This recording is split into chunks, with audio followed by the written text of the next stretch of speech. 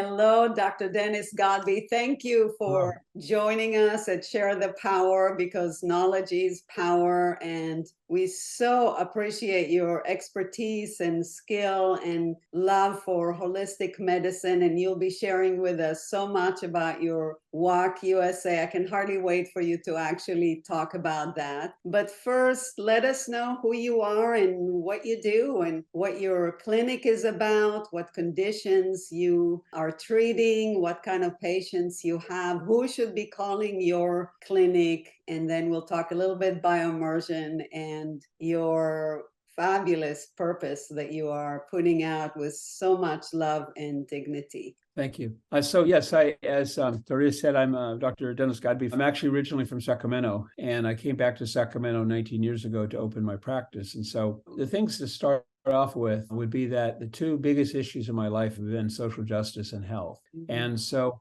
I've been a naturopathic doctor for 19 years here. And then previous to that, I was a teacher of religious studies in a Catholic high school. I taught social justice and nonviolence and morality for 7 years. And so that brought a very strong, talking about morality, social justice all day for 7 years to high school students, to maybe 1,000 students, really had a profound impact in my life, because you couldn't say BS to them. You had to be real with them. And we had incredible conversations that I still miss to this day. And of course, teaching religious studies in Catholic high school to a group of people, 25, 28 people, is a lot different than having one-on-one. I really like the one-on-one because I'm able to prescribe a treatment plan specifically for that individual, because a lot of times people read stuff on the internet and it's only that information is good generally, like, for example, don't have a big meal before you go to bed. Well, for some people that are hypoglycemic, that may not be a very good idea to not eat anything before they go to bed, or else they could wake up in the middle of the night. As I mentioned, the two biggest issues are social justice and how I could contribute. And that really came about from my faith growing up. I went to Mass every day of my life. And while I'm not really necessarily practicing now, that had a very deep impact on my psyche in terms of what was the gospel really saying. I named my kids Isaiah and Jeremiah after the prophets, and then eventually made my way to theology school. At one point, I thought I wanted to be a priest. For a lot of times that when people, they leave something from their youth, they may, like, so to speak, throw the baby out with the bathwater. But for me, it was very much what I learned reading every day as a very deep formation. And so kind of helped give me my passion. And so a lot of people find me to be kind of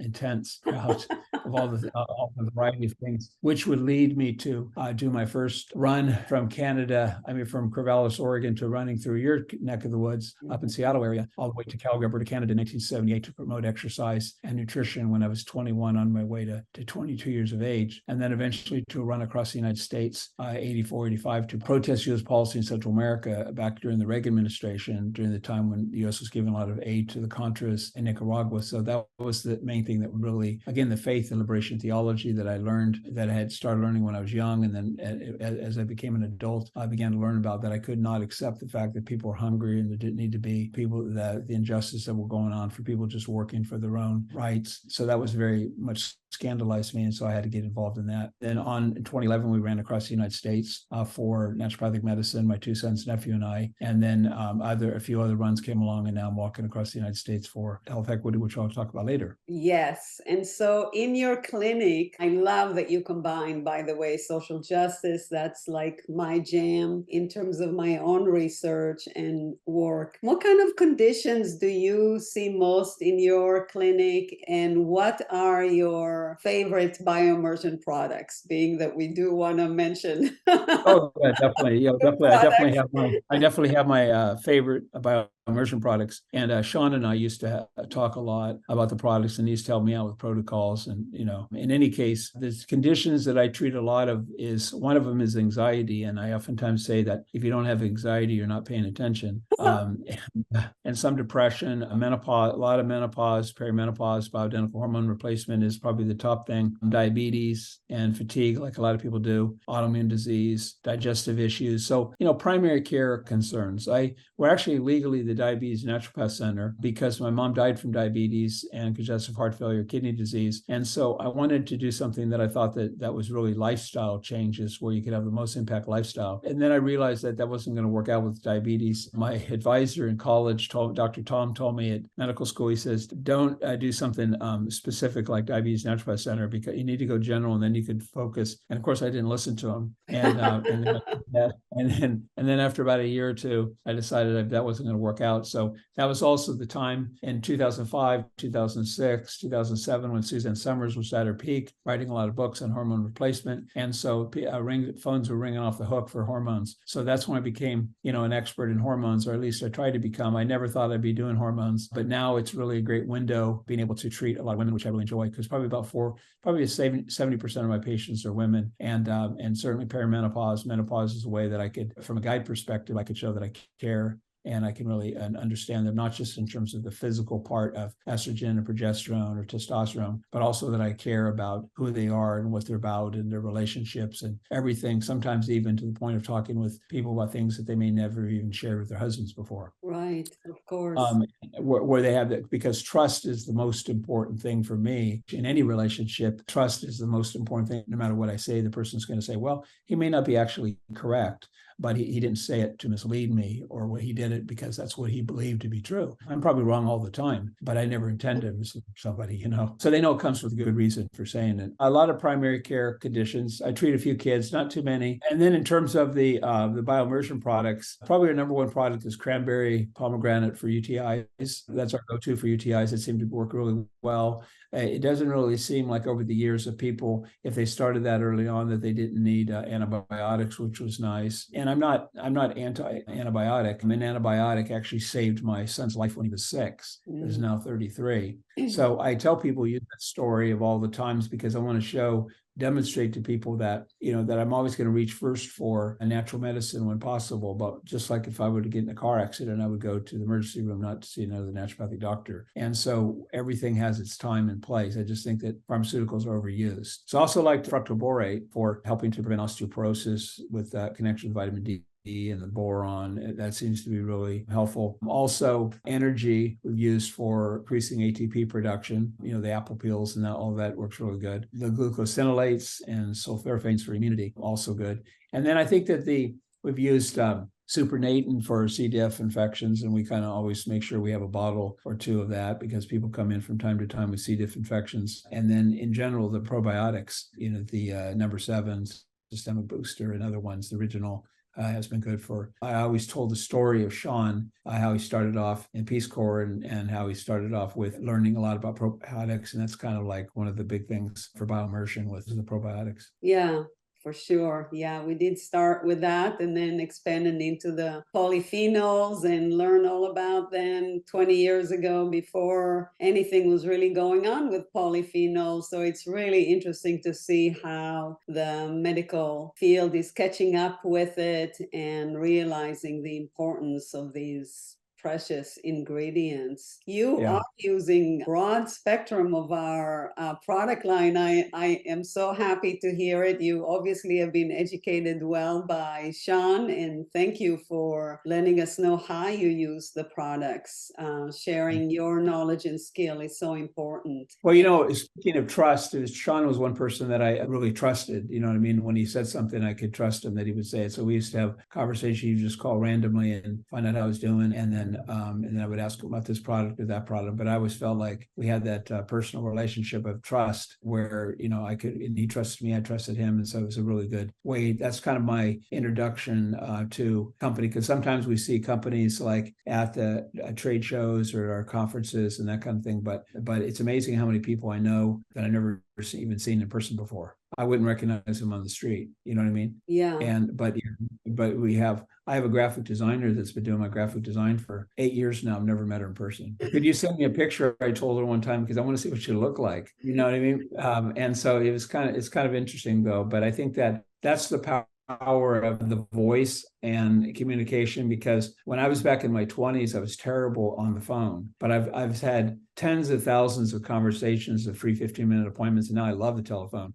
And for a lot of people, a lot of time when we're on this kind of thing, and also on the telephone, is that sometimes all you have is this person's words. And so you're not distracted by things, and you're able to really focus more. So I think that it doesn't have to be in person in order for there to be develop a deep human bond or relationship. Yeah, and trust appears a lot in your vocabulary. I'm so happy it goes along with social justice. And I know that your Walk USA is really opening people's eyes to the whole world of naturopathic medicine, because you go into these tiny little towns that have no idea about holistic health, and you go to coffee houses and meet with people and tell them all about, share with us more about this beautiful mission. And I know that that's what actually ignites your engine, and we need that. We need something that is bigger than ourselves, bigger than life almost, for us to engage in the world and put ourselves out in a powerful way. For me, it's all about peace. For you, at this point of your practice, it seems like it's more focused on medicine and equality in medicine, and people having the reach to be able to first understand, because knowledge is power, and then to utilize naturopathic medicine. I think that for me, that it's never been enough to be a naturopathic doctor in my office. For me, I had to get out there in the streets. I had to get out there because I kind of feel isolated working in an office. And that for me, regardless of how difficult times are, like, for example, the Israel-Hamas war and Ukraine and all of the different things going on around the world, climate change and all the different things, is that I wanted to be able to, so to speak, light a candle instead of cursing in the darkness. A patient came in, just had a little while ago, and so she had a whole litany of things that were going on in her body. And we did a digestive test, and she said, what about worms? And I go, well, we didn't find it. And they go, what if I have them? And I go, don't you think we should just focus on the things that you have and then worry about this later, because we can do something about those, but we didn't find any others. So I think that if we focus on what we can do rather than what we can't do.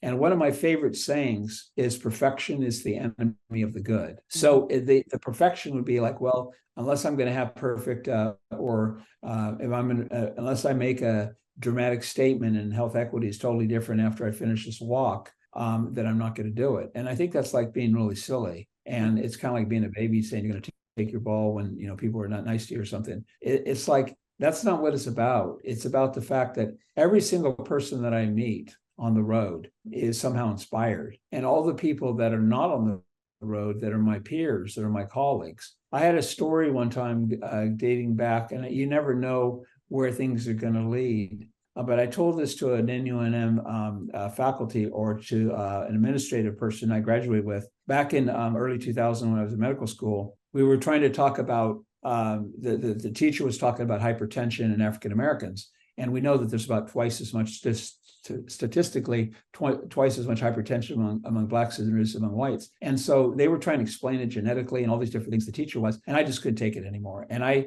would get up at 2:30 in the morning for 5 years to deliver newspapers. And so I didn't talk a lot. I was 20 years older, and I didn't think people always wanted to hear what I had to say anyway. So I stayed usually pretty quiet. But this time I just couldn't not say something. I bolted up my hand and I said, driving while black, living while black, doing anything while black.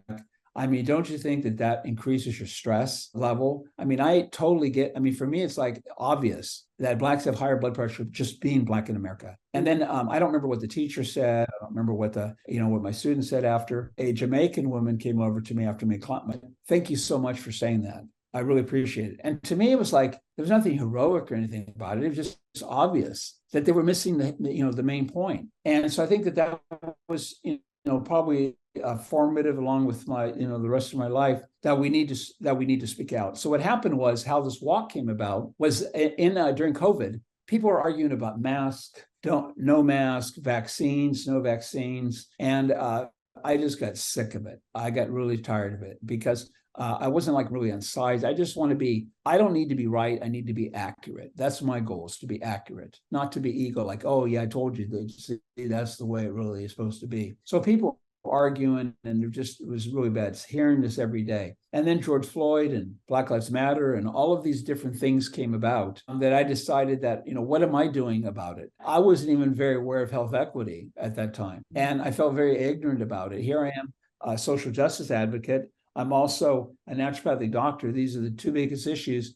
And I wasn't very familiar with health equity as a concept, as a program. And so I studied more and more and more, and the body on the line for health equity, because this, 3 times more Black women dying than white women at childbirth is unacceptable. And then that wasn't the only thing. There were just a ton of things. So eventually I decided I can't take off for 5 months like I did before in 2011, but I could do 1/5 of the country at a time. So far, walked from Myrtle Beach to Knoxville, Tennessee last year. This year, last month, or September 27th, I returned from Milwaukee, where I walked from Knoxville to Milwaukee. And next year, leg 3 will be from Milwaukee to Fargo, North Dakota. I'm really excited about it because, the media was really good for the second one, much more than the first. Minnesota and Wisconsin are both licensed states. We have people in Wisconsin and Minnesota working on it. And so I'm just ready for it to explode. And last year I was writing my book and I didn't have as much time to organize as I did this year. So I'm not going to camp anymore. I have a lighter backpack. And so I'm going to have all my places set up in advance. And then I'll be able to focus more on health equity than I am about, okay, am I going to be sleeping on a slab of cement tonight, kind of thing. So I feel much more prepared. And my major goal is to get health equity as a concept, as a term, so that everybody in America knows what health equity is. And the other thing that really happened, what happened also the second time, was when I'm talking about health equity, I'm talking about systemic bias or implicit bias. I know that, like, if another person gets defensive about it, then I'm doing a poor job of communicating, because I have to say it in a way that they understand, because I'm not trying to be right. There's racism and, all of these things. What I'm trying to say is I could do better. I know I could do. I have things that go on in my mind. Like, for example, there's been times where, you see you're more scared of this and of that. And these are just biases that we've all, had in our mind. I tell people, I'm not perfect. I have things I have to overcome. I have to do better on. Could you do better? I could do better. And everybody acknowledges they could do better. But when you confront them and push them into corners, I just heard the city of Sacramento racial equity coordinator in Sacramento. She spoke with Rotary yesterday, and that's what she talked about. If you talk about racism and feel like somebody's put into a corner, there's no way to go but down. But if you can have a conversation about how we can do better, that's why perfection is the enemy of the good. This walk is not going to be the be all and end all, but it's going to open conversation with people. And some people that I've ran into will never forget conversations we've had, and they think, okay, this guy might be kind of nuts. He's a 67-year-old guy walking across the United States. Maybe that there's something to this. Maybe I should listen. So I've made a lot of connections, talked to a lot of people, and a lot of people in the beginning are not too keen on the idea because it seems kind of crazy. Even though there's been many walks across the United States, there's been many runs across the United States for different issues, but sometimes it's not the normal way of organizing. Yeah, but it's so wonderful that you're doing these, because I know that a lot of the people that you run across would have never gotten this kind of information unless they had somebody face to face actually conversing with them. And I really appreciate your approach to the so-called other, and rather than pushing people's backs to the walls, that you are there to converse, to share, to actually be present with them and walk alongside them. That's wonderful, Dennis. And I am so thankful that I know that you have reached out to me at my time of probably the worst of grief, and supported me through this journey with just checking up on me every so often. It is so kind and so loving of you. Thank you so much also for sharing about BioImmersion and your heart with us. I have been watching and looking at all the different places that you go to, and just cheering you up from over here, because I know it is so important to educate people about holistic health. So thank you, Dennis. Welcome. And I'm hoping to see you really soon. Okay, that sounds great. Thanks so much, Aria.